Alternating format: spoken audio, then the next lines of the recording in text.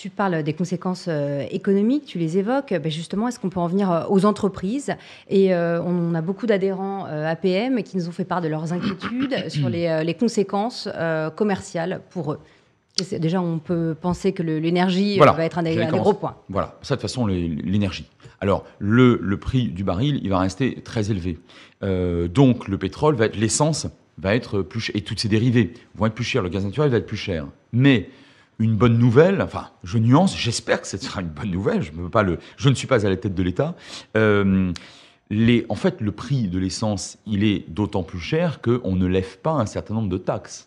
Tu sais que l'essentiel du prix de l'essence en France correspond à des taxations en réalité. Bon, ouais. Tout dépend de la volonté de l'État. Et je pense qu'il y aura un phénomène, j'en suis même tout à fait convaincu, alors, soit sinon de plafonnement, en tout cas une politique d'adaptation, de façon d'abord à éviter des manifestations et des révoltes sociales.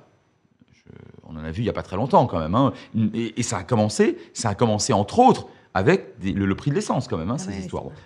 Deux, pour ne pas justement gréver trop lourdement les entreprises. Mais enfin, à la fin des fins, si l'État fait ce geste, je pense qu'il le fera, pour limiter les coûts des énergies, soit il faudra s'endetter davantage encore, l'État, soit il faudra imposer davantage.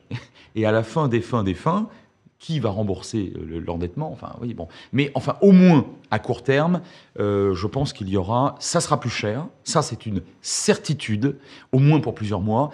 Mais je pense qu'il y aura volonté d'établir une espèce de tampon de la part de l'État.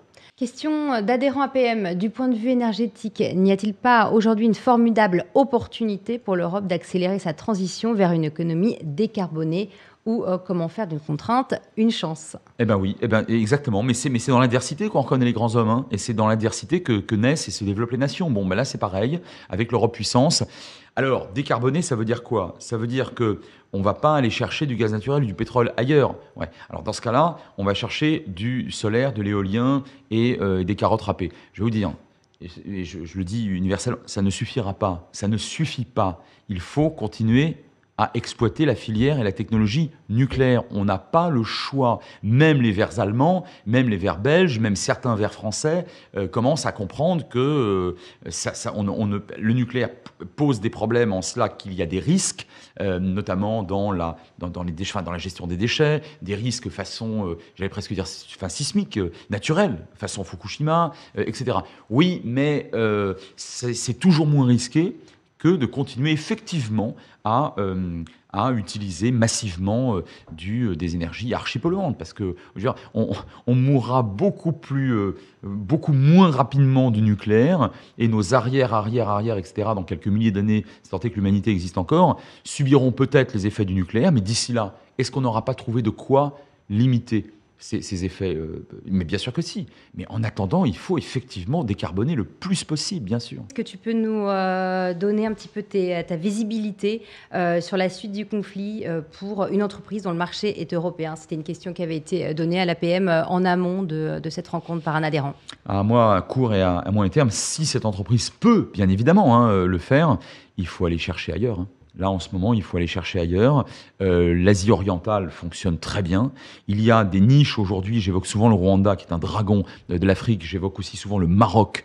J'évoque d'autres États. Je connais moins, pour être très honnête avec toi, l'Amérique latine. Donc, j'en parlerai pas. Je connais moins l'Océanie. Enfin, il y a moins de possibilités en Océanie. Mais dans plusieurs coins en Afrique, mais surtout en Asie orientale, il y a encore des possibilités fabuleuses. Les Émirats arabes unis, pour ce qui concerne le Moyen-Orient, est un pays d'avenir, très manifestement, et après tout, rejouer ou réinvestir aujourd'hui en Europe. Il y a plein de possibilités, plein d'opportunités en Europe, mais pour l'instant, encore une fois, sur quelques mois, ce qui est faible à l'échelle de l'histoire, mais ça fait pour une entreprise, c'est parfois beaucoup. Pour les prochains mois, je serais même extrêmement prudent quant à des investissements ou quant au maintien d'une présence en Europe orientale et plus particulièrement, bien sûr, en Russie.